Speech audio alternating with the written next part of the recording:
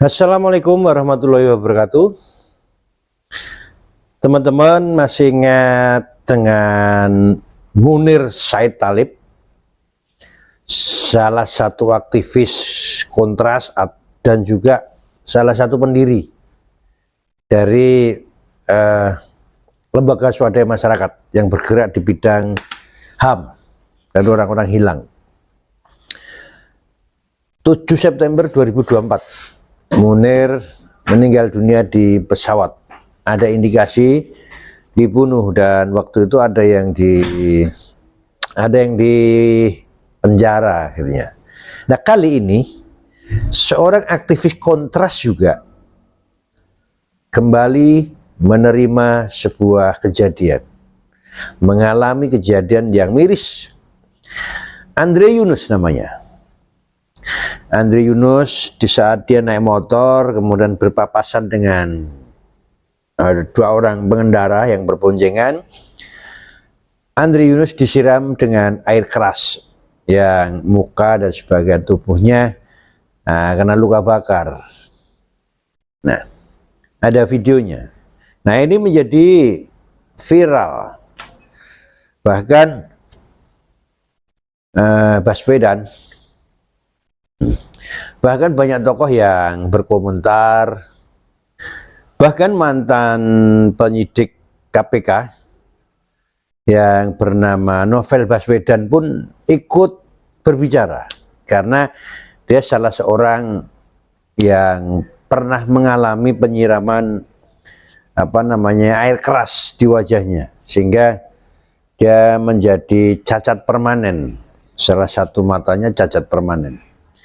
Nah, seperti apa komentar-komentar tokoh-tokoh kontras, tokoh-tokoh aktivis-aktivis termasuk Novel Baswedan? Kita ikuti videonya. Inilah salah satu upaya Andre Yunus dalam memperjuangkan demokrasi dan hak asasi manusia di Indonesia. Andre nekat menerobos jalannya rapat pembahasan rencana undang-undang atau RUU TNI Maret 2025. Yang katanya ingin dihormati tapi justru menyakiti rakyat. Hentikan proses pembahasan RUU TNI. Hentikan Bapak Ibu. Andre Yunus dikenal sebagai salah satu pembela hak asasi manusia dari Kontras. Organisasi yang selama ini aktif mengadvokasi korban dan keluarga korban pelanggaran HAM di Indonesia. MK-nya di depan. Bisa tuh. Beberapa waktu terakhir, ia juga aktif mengkritik isu militerisme dan ruang sipil. Siang ini kita mau mendengar putusan Mahkamah Konstitusi terkait permohonan uji formil koalisi masyarakat sipil dengan sejumlah tokoh publik, aktivis HAM yang pada 7 Mei lalu mengajukan permohonan uji formil terkait rancangan undang-undang TNI versi revisi.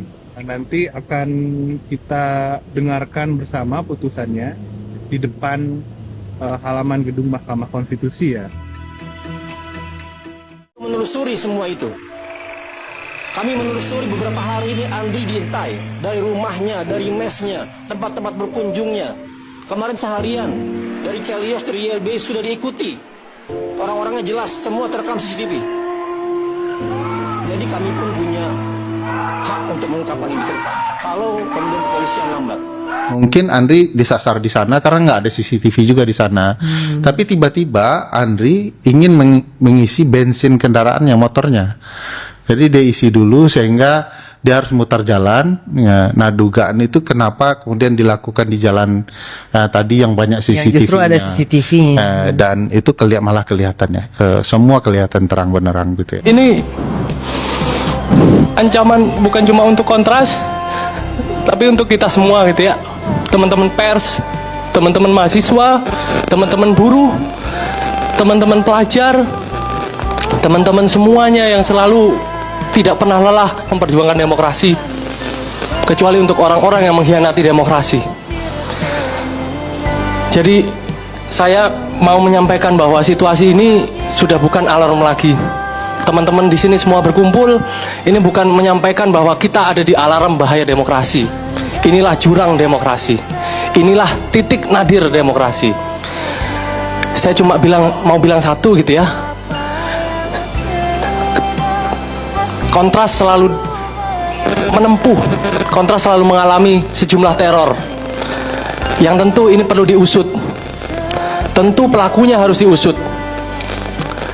Kami meminta akuntabilitas penegakan hukum kepada negara. Kami meminta keseriusan negara untuk serius terhadap perlindungan hak asasi manusia.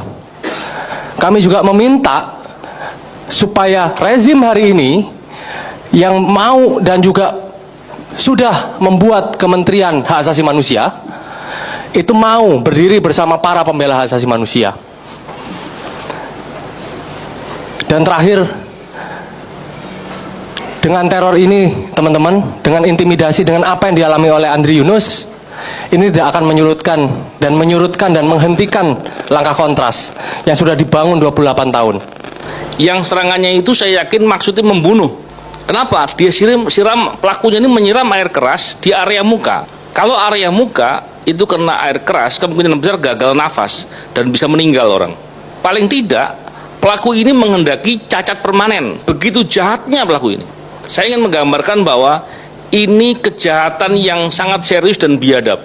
Yang diserang adalah orang baik. Dia kritis, dia peduli, dia mencintai negaranya. Saya ingin sampaikan bahwa tadi sebelum di sini saya sempat lihat CCTV-nya, kejadiannya. Dari CCTV yang saya perhatikan, saya yakin pelakunya terorganisir. Pelakunya nggak satu motor yang berdua gitu, enggak. Terorganisir. Ada simbol-simbol yang dilakukan di lapangan sehingga ketika menyerang itu begitu terorganisir. Ini suatu yang direncanakan untuk menyerang. Jadi begitu jahatnya mereka ini. Biadab sekali. Pengusutan ini harus dilakukan dengan menyeluruh. Semua orang yang terlibat harus diusut. Aktor intelektualnya harus disentuh, harus dijangkau dan diberikan pertanggungjawaban yang berat. Oleh karena itu, saya juga mendesak kepada Pak Presiden agar memberikan perhatian perkara-perkara ini dan memberikan dukungan kepada Polri untuk bisa mengusut dengan sungguh-sungguh agar semua pelakunya bisa diberikan hukuman yang seberat-beratnya. Nah, itu ada beberapa cuplikan video mulai dari kejadian, ada CCTV-nya, kemudian ulasan, komentar-komentar, banyak sekali. Pertanyaannya, dulu waktu Munir dibunuh, diracun di pesawat, yang ditahan hanya satu, yaitu waktu kejadian Munir 7 September 2004, Munir dibunuh dengan diracun di pesawat. Waktu itu yang tertangkap dan dihukum hanya satu orang, yaitu Polikarpus Badihan Prianto. Dia sebagai eksekutor. Aktor intelektualnya nggak ketangkap, dan bahkan tidak tertangkap, tapi tidak terbongkar sampai saat ini. Pertanyaan saya, kasus Andri Yunus ini akankah terbongkar siapa pelakunya dan siapa aktor intelektualnya?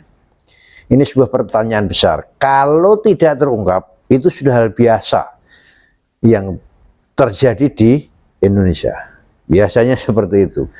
Kalau bisa terungkap siapa aktor intelektualnya, polisi jagoan, dan harus kita beri hormat, kita beri apresiasi. Selamat bekerja Pak Polisi untuk mengungkap penyerangan Andri Yunus sampai ke otaknya. Wassalam.